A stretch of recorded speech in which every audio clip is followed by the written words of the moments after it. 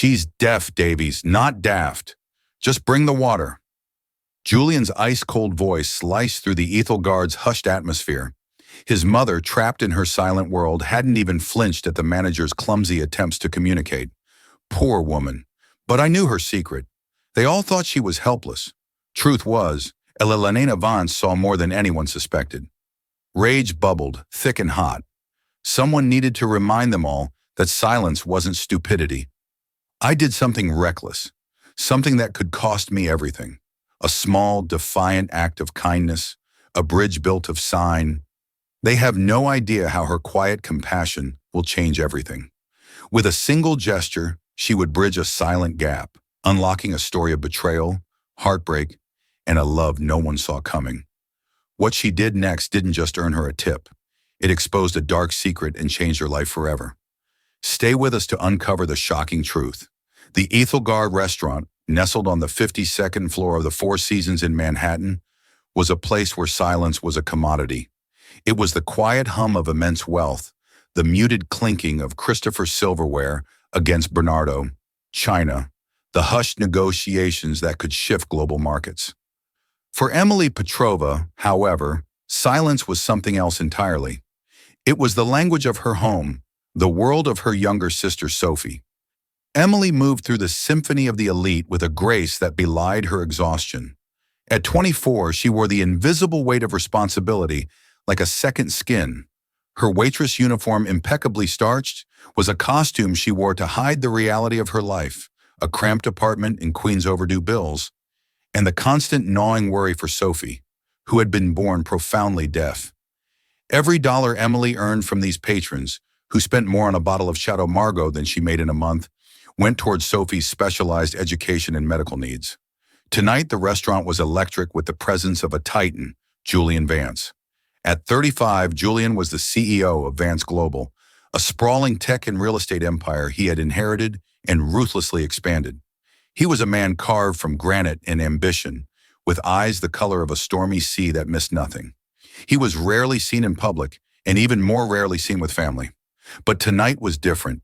With him were two stern-faced business associates and his mother, Elena Vance. She was a vision of old-world elegance in a Chanel tweed jacket, her silver hair styled perfectly, a string of pearls at her neck.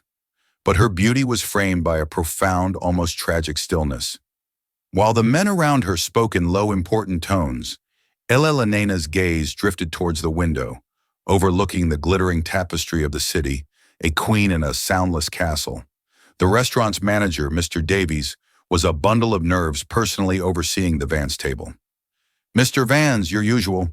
he asked, his voice dripping with deference. Julian nodded curtly, not looking up from his phone. "And for my mother," he said, his tone softening almost imperceptibly. "The sea bass, no salt, steamed vegetables." Mr. Davies turned to Elena with a practiced, overly bright smile. He leaned in and spoke loudly, enunciating each word as if speaking to a child. "Mrs. Vance, would you like some water?" Elena didn't flinch. She simply continued to look out the window, her expression unchanged. A faint blush crept up her neck. A tell that Emily, an expert in the subtleties of the non-hearing world, recognized instantly the sting of being treated as invisible and incompetent. Julian's jaw tightened. "She can't hear you, Davies. Just bring the water." The words were clipped cold with frustration. He hated this part. The public awkwardness, the well-meaning but clumsy attempts by others that only highlighted his mother's isolation. Since a severe illness had stolen her hearing a decade ago, their world had shrunk. He could give her anything money could buy, except the one thing she truly missed: effortless connection. Emily watched from her station, her heart aching with a familiar pang. She saw Sophie and Elena's dignified silence. She saw the countless times teachers, shopkeepers, and even family members had shouted at her little sister, assuming volume was a substitute for understanding. She saw the slow, painful process of a vibrant personality retreating behind a wall of silence, not because they couldn't communicate, but because the world wouldn't learn how. Mr. Davies scurried away, flustered. The two associates at the table exchanged a quick, uncomfortable glance before launching back into a discussion about a hostile takeover. Julian put a hand gently on his mother's arm. She turned to him and he began to speak, exaggerating the movements of his lips. It was clumsy, basic lip reading, a language they had never fully mastered. He was trying to include her, but the effort was visible. The connection strained. Emily felt a pull, a reckless impulse she knew could get her fired. Mr. Davies had a strict rule. Never engage a guest unless spoken to, especially not a guest like Julian Vance. But the image of Elena's loneliness overrode her fear. It was a professional risk, but a human imperative. She took a deep breath, straightened her apron, and walked towards the most powerful table in the room. The air around it felt charged, a bubble of immense pressure. The business associates fell silent as she approached. Mr. Davies, spotting her from across the room, froze, his eyes widening in horror. Julian Vance looked up, his stormy gaze, instantly locking onto her. A silent question laced with annoyance in his eyes.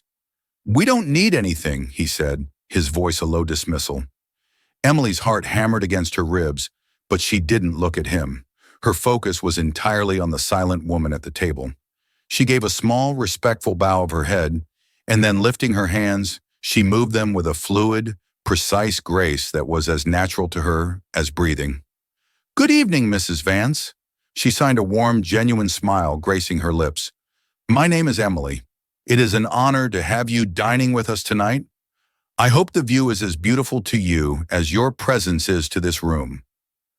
The world at table 7 stopped. The two associates stared, their mouths slightly agape. Julian Vance's face, a mask of controlled power moments before, was now a portrait of pure, unadulterated shock. But the most profound reaction came from Elena. Her eyes, which had been distant and clouded, snapped into sharp focus. She blinked as if seeing for the first time in years. A wave of disbelief, then dawning wonder, washed over her features. Her posture straightened, the years of quiet resignation falling away. Slowly, almost hesitantly, she raised her own hands, her fingers moving with a slight tremble, as if retrieving a long-lost skill. You speak the language of my hands." She signed back, her expression one of breathtaking astonishment. How in that moment the quiet waitress had shattered the billionaire's world, not with a loud bang, but with the profound, earth-shaking power of a silent conversation. The air hung thick and still. The hushed symphony of the Ethelgard had ceased, and for a few stretched seconds the universe seemed to revolve around the silent, eloquent dance of hands at table 7. Julian Vance stared, his mind, struggling to process the scene. He had spent a fortune on the best iologists, the most advanced hearing aids, and even tutors for himself in a desperate failed attempt to learn American Sign Language, ESL. Yet here, in his own preferred restaurant, a waitress in a standard-issue uniform was communicating with his mother more effectively than he had in a decade. Emily, keenly aware of the 4 pairs of eyes fixed on her, kept her focus solely on Elena. She felt a connection to the older woman, a shared understanding that transcended the vast chasm of their social and economic statuses. "I learned from my little sister Emily," signed her movements, fluid and expressive. "She has a smile just as beautiful as yours." Tears welled in Elena's eyes. It wasn't just the communication, it was the content. In a single sentence, Emily had seen her not as a deaf woman, not as a billionaire's mother, but as a person with a smile. She had paid her a compliment that landed directly in her heart, unmediated by a well-meaning but clumsy interpreter or a scribbled note. Elena's hands moved more confidently now, a story pouring out of them. "My husband, he learned from me after I got sick, but he passed away 5 years ago. Since then, it has been so quiet." She gestured to her son, a look of love tinged with sorrow on her face. Julian tries, but his hands are made for building empires, not for conversation. Julian watched a complex storm of emotions wearing within him, amazement, guilt, and an unfamiliar flicker of hope. He saw his mother's face animated and alive in a way he hadn't seen since his father's funeral. The sadness that usually clung to her, like a fine mist, had lifted, replaced by a radiant glow. He had been trying to fill her silence with things art, travel, luxury, when all she had needed was a voice. Emily responded with gentle empathy. "Silence can be a lonely place, but it can also be a garden where beautiful things can grow if someone knows how to tend to it. Before Elena could reply, Julian finally found his voice. "Where did you learn to do that?" he asked, his tone no longer dismissive, but laced with an urgent curiosity.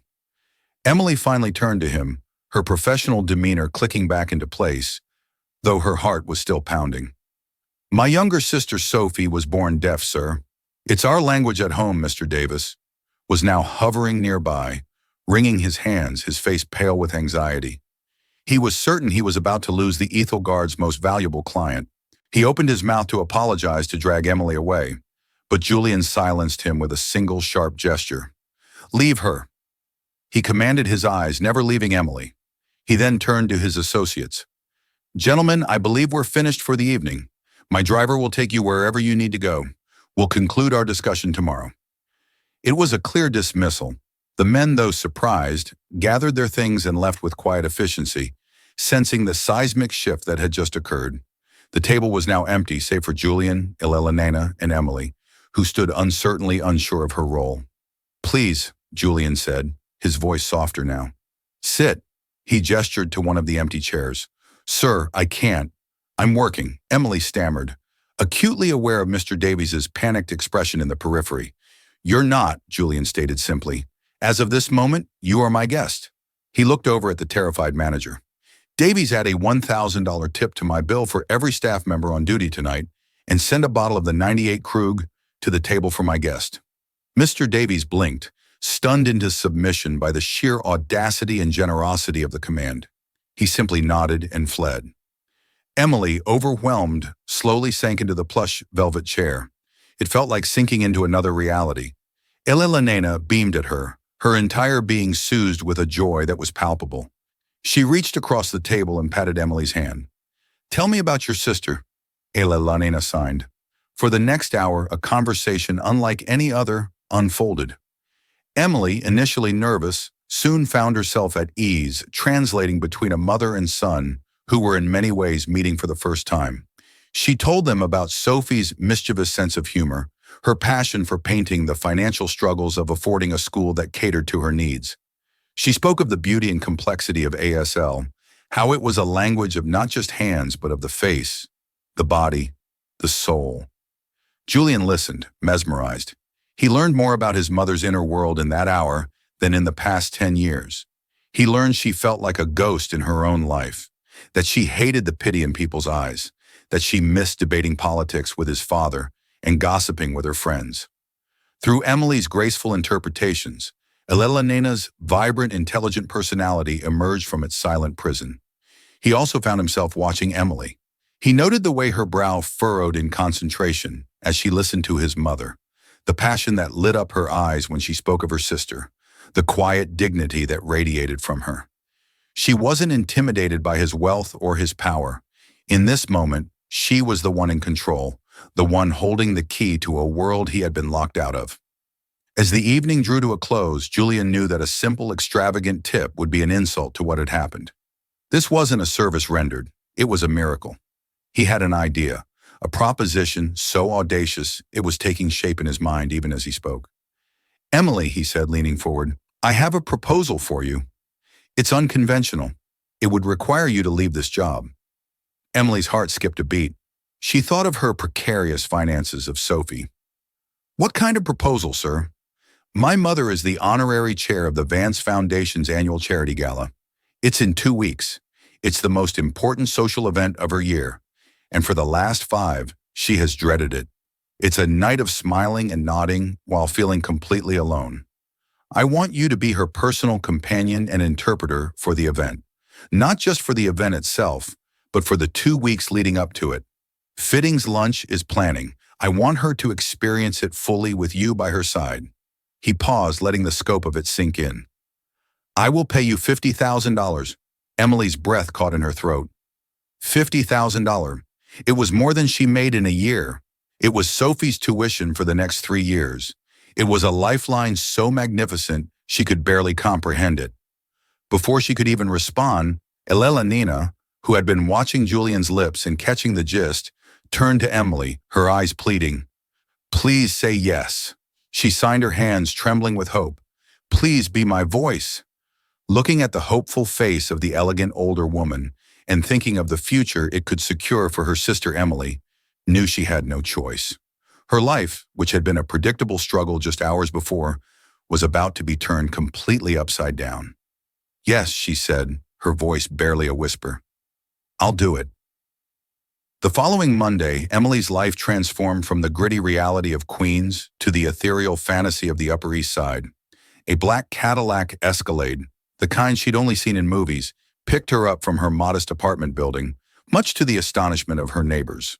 The driver, a stoic man named Arthur, addressed her as Miss Petrova and handed her a coffee and a croissant from a bakery, where a single pastry cost more than her daily tips. Their destination was the Vance residence, a palatial penthouse overlooking Central Park. As Emily stepped out of the elevator, directly into the private foyer, she was met with a world of polished marble, soaring ceilings, and museum-quality art. A formidable-looking woman with a severe bun and a crisp uniform introduced herself as Mrs. Davenport, the head of household. Her gaze swept over Emily's simple dress and worn-out flats with a flicker of barely concealed disapproval. Mrs. Vance is waiting for you in the solarium, she said, her tone as starched as her collar. Emily was led through vast, sun-drenched rooms that felt more like art galleries than living spaces. It was beautiful but sterile, a gilded cage. She found Ella Nena in a glass-walled room filled with orchids, a book lying unread in her lap. When she saw Emily, her entire face lit up with a genuine unreserved joy that instantly warmed the chilly opulence of the penthouse. You came, Ella Nena signed, rushing to greet her. I was afraid I had dreamed it all.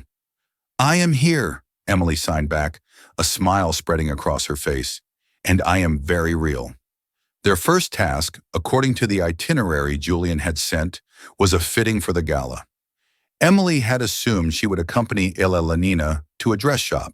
She had not assumed the dress shop would come to them.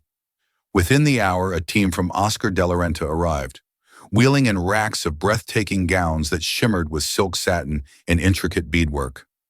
As Ella Nena tried on dress after dress, she and Emily conversed animatedly in ASL.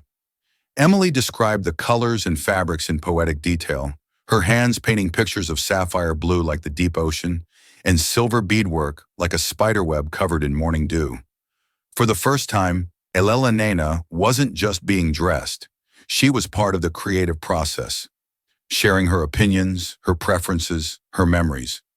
This one, she signed, stroking a gown of deep emerald velvet, reminds me of a dress I wore on my first anniversary with my husband. We danced all night under the stars in the garden. While they were absorbed in their world, Julian Vance made an unexpected appearance. He had cleared his morning schedule, an unprecedented act to oversee the preparations.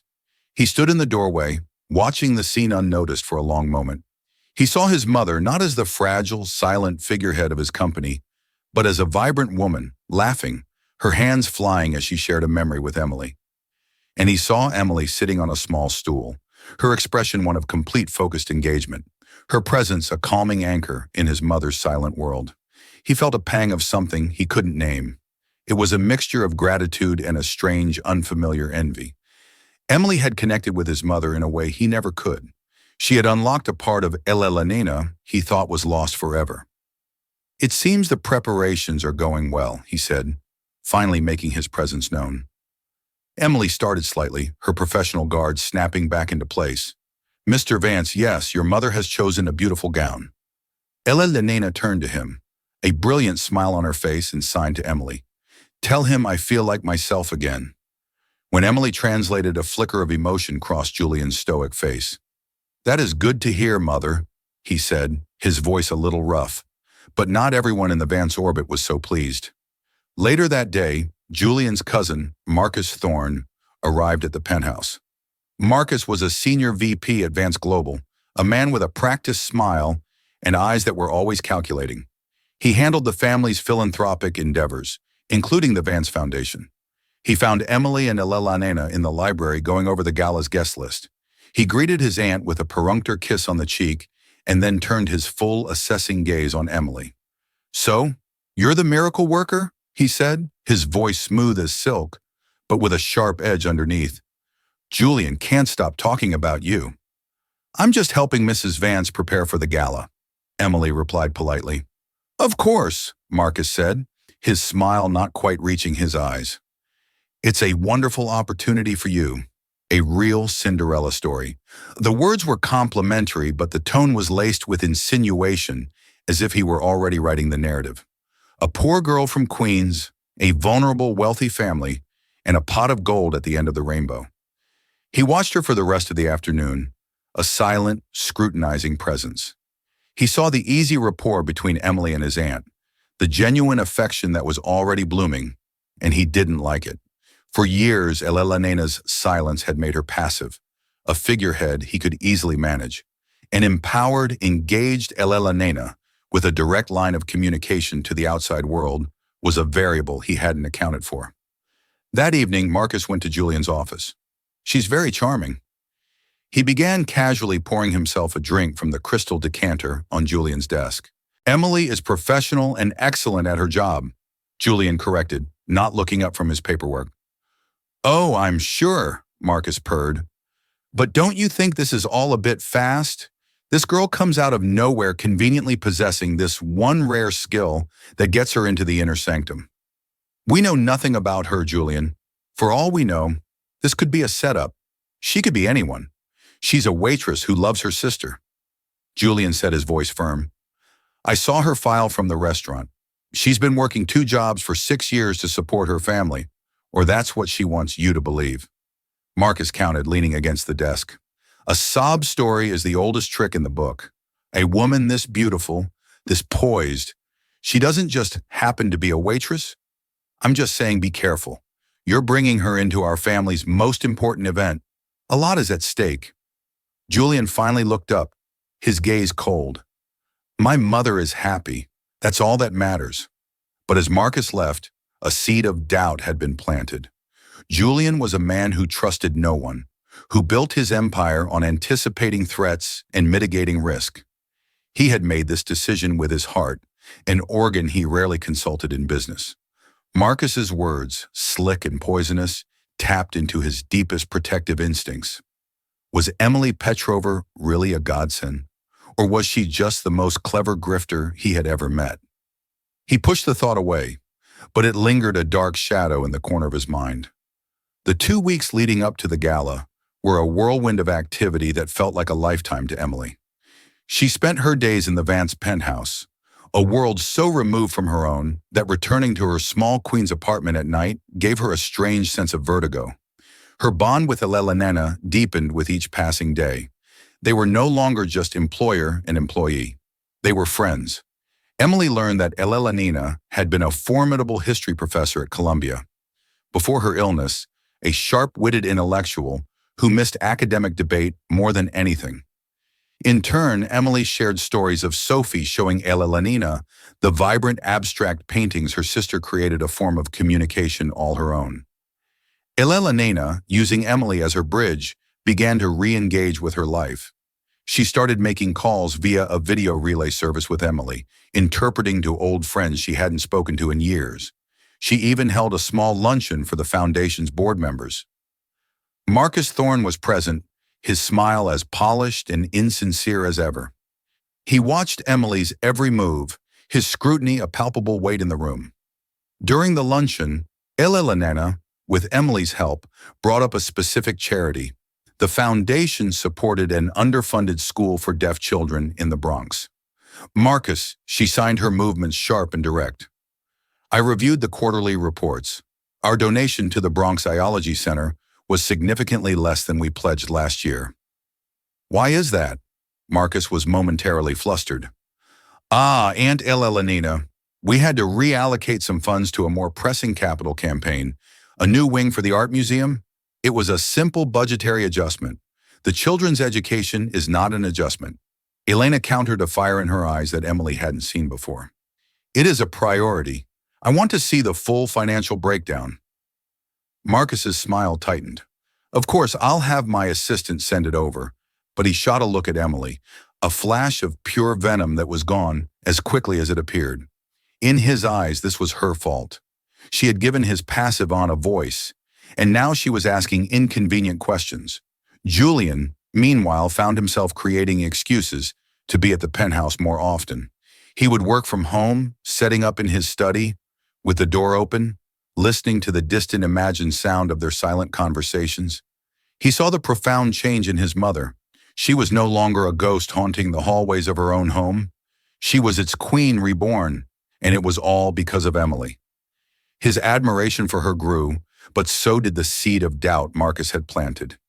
He couldn't reconcile the warm, genuine woman who treated his mother with such tenderness with the calculating opportunist Marcus described.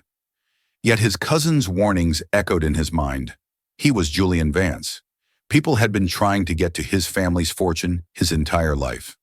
Why would Emily be any different? One afternoon, he found Emily alone in the library, sketching in a notebook. "What's that?" he asked, his voice startling her. She closed the book quickly.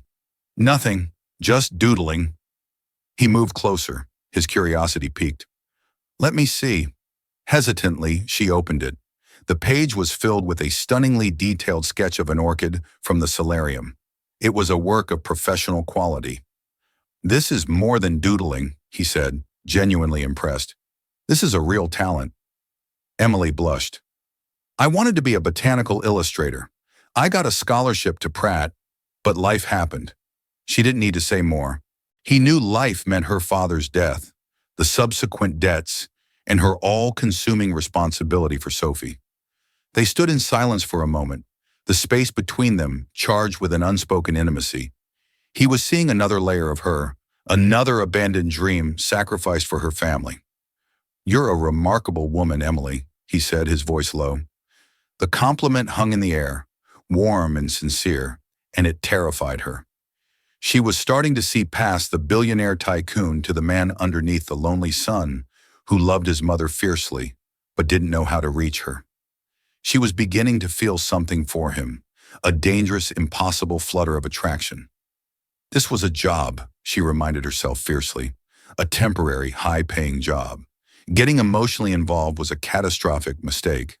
"I should go check on your mother," she said, pulling away and leaving the library, her heart thumping a frantic rhythm. The day before the gala, the final piece of the puzzle arrived, a velvet box from the jeweler Cartier. Inside was a breathtaking diamond necklace. A note from Julian read, "A thank you is not enough. Please wear this tomorrow." Emily stared at it, horrified. The necklace was probably worth more than her apartment building. It felt less like a gift and more like a brand marking her as his property. It was the pretty woman fantasy, and it made her deeply uncomfortable. She was not a project or a purchase. At the same time, a private investigator hired by Marcus Thorne delivered a file to his office. It contained everything about Emily Petrova, her family's financial ruin after her father, a gambling addict, took his own life, the mountain of debt he had left behind, the foreclosure on their family home, the multiple high-interest loans Emily had taken out to keep Sophie in her school. Marcus smiled. He didn't see a story of struggle and sacrifice. He saw a narrative he could twist. To a cynic like Julian, this wasn't a history of resilience. It was a portrait of utter desperation, a woman that desperate would do anything for a $50,000 payday and the chance for a much bigger prize. He picked up his phone and called his cousin. "Julian," he said, his voice grave. "We need to talk. I have some information about Emily Petrova, and you're not going to like it." The Vance Foundation Gala was held at the New York Public Library. Its hallowed halls transformed into a celestial wonderland. Crystal stars hung from the vaulted ceilings, casting a soft, ethereal glow on the city's most powerful and influential figures. The theme was giving a voice to the voiceless, a cause that for the first time felt deeply personal to the Vance family. Emily felt as though she were walking through a dream. She wore the emerald Oscar de la Renta gown, which fit her as if it were spun from magic. After a long internal debate, she had decided to wear Julian's diamond necklace. To refuse it would have seemed ungrateful and caused an awkward scene, but as it rested against her skin, cool and heavy, it felt like a beautiful leash. At her side, Eleanor Vance was the undisputed star of the evening. She was incandescent. With Emily as her seamless interpreter, she moved through the crowd not as a silent observer, but as a commanding presence. She engaged in a spirited debate with a senator, shared a laugh with a famous actress, and held a long, heartfelt conversation with the parents of a deaf child the foundation had recently supported. People who had only ever offered Elena polite, pitying smiles were now seeing her for who she was, brilliant, witty, and formidable. Julian watched from a distance, a glass of whiskey in his hand, his expression unreadable. He had received Marcus's information that morning. He'd read the stark, damning facts of Emily's financial desperation. Every word from the private investigator's report confirmed his worst fears, painting a picture of a woman backed into a corner capable of anything. Marcus's poisonous whispers, "She's playing you, Julian. She's playing all of us," had been echoing in his head all day. Yet as he watched her now, he saw no trace of a con artist. He saw grace, empathy, and a fierce intelligence. He saw her place a reassuring hand on his mother's arm before a difficult conversation. He saw her eyes light up as she translated a funny story. He saw the genuine, unforced bond between the two women. His head and his heart were at war, a brutal, silent conflict raging within him amidst the glamour and champagne. He finally approached them, his public mask of cool control firmly in place. "Mother, you are the belle of the ball," he said, kissing her cheek. Elena beamed and signed to Emily. "Tell him it's because I have my voice back, because of you." When Emily relayed the message, she looked at Julian, and for a fleeting second their eyes met. In his, she saw a flicker of the warmth from the library, but it was quickly extinguished, replaced by a cold, distant storm. Something was wrong. Later, as the orchestra began to play, Julian did something that sent a ripple of murmurs through the room. He walked directly to Emily. "May I have this dance?" he asked, his voice a low command. Emily was stunned, but she couldn't refuse. He led her to the center of the floor. As he put one hand on her waist and took her other hand in his, an electric current passed between them. For a man who seemed so cold, his touch was warm and firm. They moved together in a silence that was different from the one she shared with Elena. This was a tense, heavy silence filled with unspoken words.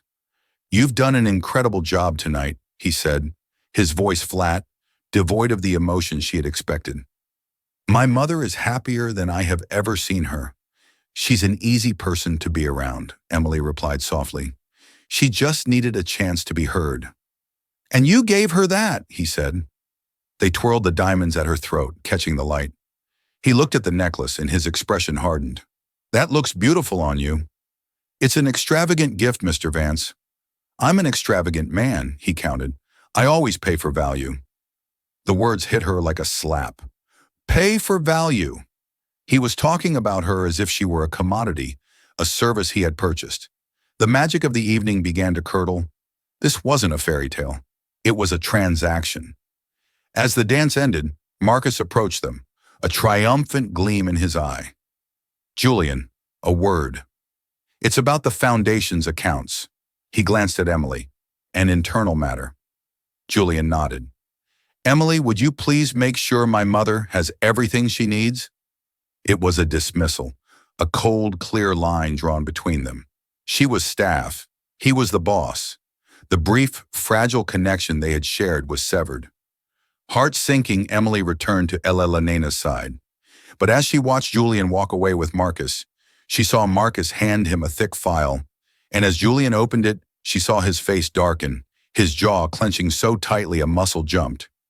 He looked from the file directly at her, and his eyes were no longer stormy. They were frozen tundra. In that moment, Emily knew Marcus had done something.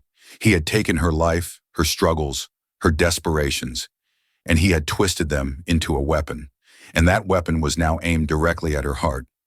The gala concluded in a flurry of air kisses and promises to connect. Emily escorted a tired but deeply happy Elena back to the penthouse. The older woman hugged her tightly before retiring for the night, her eyes shining with gratitude. "Thank you, my dear." She signed her touch gentle on Emily's arm. "Tonight I was not invisible." The words should have filled Emily with pride, but instead they coated her heart with a layer of dread. She knew what was coming. The moment the door to Elena's suite closed, Julian's voice cut through the silence of the grand living room. "My office now." It was cold, sharp, and stripped of all warmth. The friendly employer, the intrigued son, the man she had danced with all were gone. In their place stood the ruthless CEO of Vance Global. Emily followed him into a cavernous office lined with dark wood and leather-bound books. The city lights glittered through the floor-to-ceiling windows, but inside the atmosphere was glacial. Julian didn't sit behind his massive desk. He stood in the center of the room, turning to face her. The file Marcus had given him held tightly in his hand. $50,000, he began, his voice dangerously quiet. To you that must seem like a fortune, enough to solve a great many problems. Emily's blood ran cold.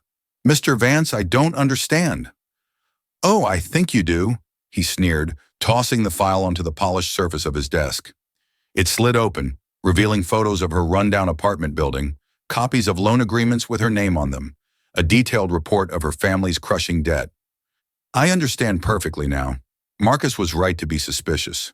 I was a fool to ignore him. He began to pace his movements like those of a caged tiger. Let me see if I have the story right. A young woman, beautiful and clever, drowning in debt, left by her gambling father. She's desperate. She's working dead-end jobs, barely keeping her head above water. Then one day, the golden goose walks into her restaurant, a reclusive billionaire and his deaf mother. What a stroke of luck. Every word was a poisoned dart. Emily stood frozen, her face pale, the beautiful emerald gown suddenly feeling like a costume for a fool. It wasn't like that, she whispered, her voice trembling. I saw your mother was lonely. I just wanted to help. Help! He let out a short, bitter laugh. You saw an opportunity. You played your part perfectly. The caring, empathetic waitress. You knew that getting to my mother was the quickest way to get to me. You preyed on her loneliness. You preyed on my guilt. He stepped closer, his stormy eyes boring into hers.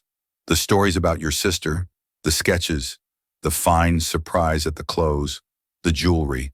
It was a masterful performance. Tell me, Emily, what was the end game? Were you hoping I'd keep you on permanently, marry you? Did you think you could sign your way into the Vance family fortune? The cruelty of his accusations stole her breath. He had taken every genuine moment they had shared, every piece of her life she had hesitantly revealed, and twisted it into something ugly and manipulative. He wasn't just firing her, he was assassinating her character. Tears of anger and hurt stung her eyes, but she refused to let them fall. She lifted her chin, her own gaze turning as hard as his. You think because you have money, everyone without it must be a thief scheming to take it from you? She said, her voice shaking but clear. You can't imagine that a person might do something out of simple human kindness? Because that's not a currency you understand. You deal in transactions, Mr. Vance. So let's make one. She reached up and with trembling fingers unclasped the Cartier diamond necklace. The weight of it vanished from her skin. She walked to the desk and placed it carefully on top of the damning file. This is yours, she said, her voice gaining strength. And as for the $50,000, you can keep it. I did a job. I gave your mother a voice for 2 weeks, but I will not be paid for being accused of being a monster. My dignity is not for sale. She turned and walked toward the door, her back straight, her heart shattered into a million pieces. My driver will take you home, Julian called after her, his voice still rigid, though a flicker of uncertainty now crossed his face. Her reaction wasn't what he'd expected. He had anticipated tears, denials, pleading, not this cold, proud fury. Emily paused at the door, but didn't turn around. Don't bother, she said, her voice cutting through the tension. I know my own way out of the gilded cage. She walked out of the penthouse, leaving Julian Vance standing alone in his silent office, the glittering necklace lying like a dead thing on a pile of carefully curated lies. He had protected his fortress, but he couldn't shake the feeling that he had just evicted its only ray of light. The silence that descended upon the Vance penthouse in the days following Emily's departure was heavier and more profound than ever before. Julian had what he wanted. The potential threat was neutralized. The fortress was secure. Yet there was no victory, only a hollow, echoing emptiness. The first crack in his certainty came from his mother. The morning after the gala, Elena emerged from her suite, her face alight, and immediately looked for Emily. When Julian explained through clumsy lip-reading and written notes that Emily's contract was over, and she wouldn't be returning. The light in his mother's eyes died. She stared at him, her expression shifting from confusion to disbelief, and then to a cold, unfamiliar anger. She picked up a notepad and wrote in sharp, furious script. "You sent her away, the first person who has seen me in 10 years, and you drove her off. What did you do, Julian?" "It was for the best." "Mother, the situation was complicated." She didn't accept his vague explanation. For the first time in years, Elena fought back. She refused to leave her suite. She canceled her appointments. The vibrant, engaged woman from the gala retreated once more behind her wall of silence. But this time, it was not a prison of circumstance. It was a weapon aimed directly at her son. Her silence was no longer lonely, it was accusatory. Julian's resolve began to crumble under the weight of it. He reread the private investigator's report. On the surface, it was a damning portrait of desperation. But Emily's final words haunted him. "You can't imagine that a person might do something out of simple human kindness." Her pride, her refusal of the money, the raw, wounded fury in her eyes. It didn't align with the actions of a calculated gold digger. A con artist would have cried, negotiated, fought for the money. Emily had simply walked away, taking only her dignity with her. Driven by annoying unease, Julian did something he hadn't done in years. He went to Queens. He didn't send a driver or an investigator. He drove himself his Mercedes, looking comically out of place on the street where Emily lived. He didn't go to her door. He went to the small bakery on the corner, the one whose croissant his driver had bought for her. He spoke to the elderly woman behind the counter. "I'm looking for some information about a resident here, Emily Petrova." The woman's eyes narrowed suspiciously. "Who's asking?" "A former employer," Julian said. Her expression softened. Emily, a good girl, a hard worker, such a heavy weight on such young shoulders. Over a cup of coffee, she told him the real story. She told him how Emily had nursed her own mother through a long illness. She told him how Emily tutored neighborhood kids for free.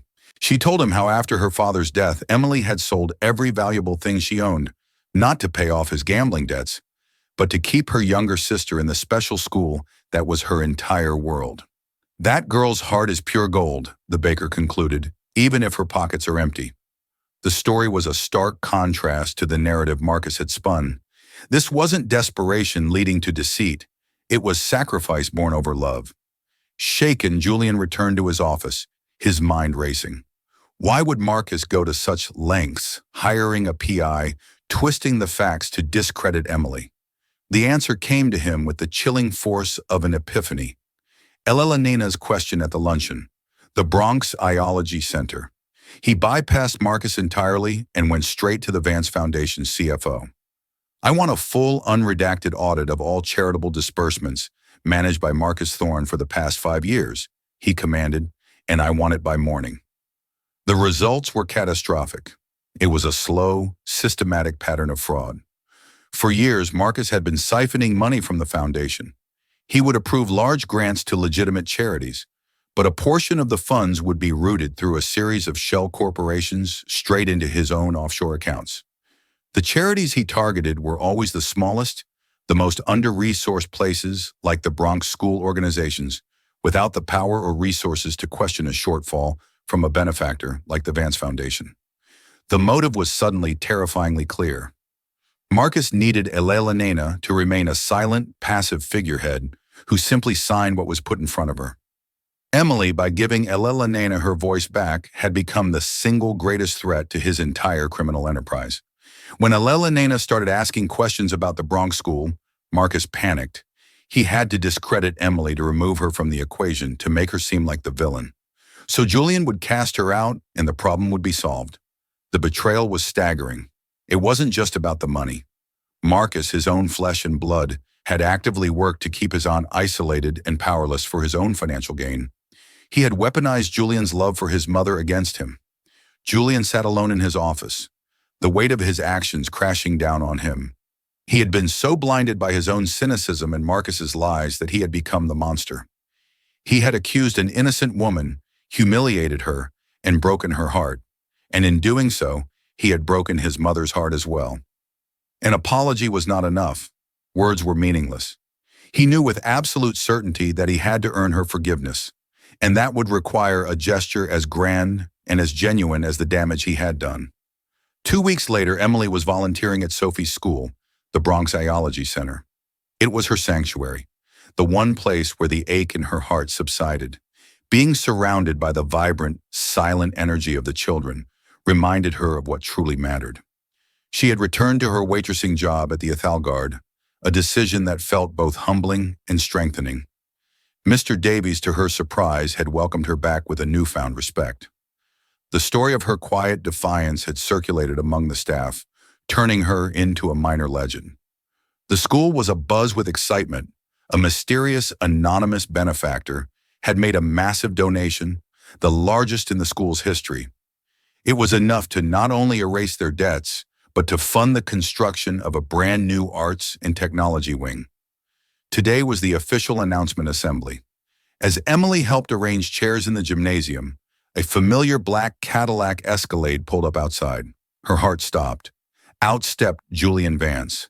He wasn't dressed in his usual power suit, but in a simple dark sweater and trousers.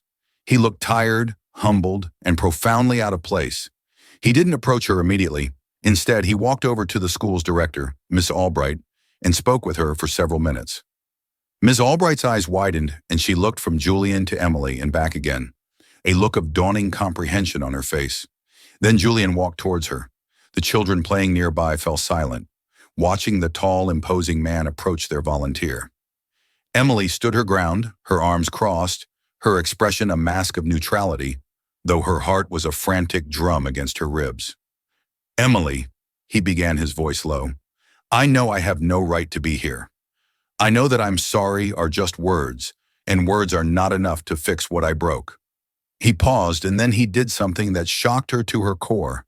He lifted his hands, his movements hesitant and clumsy, but filled with a desperate sincerity.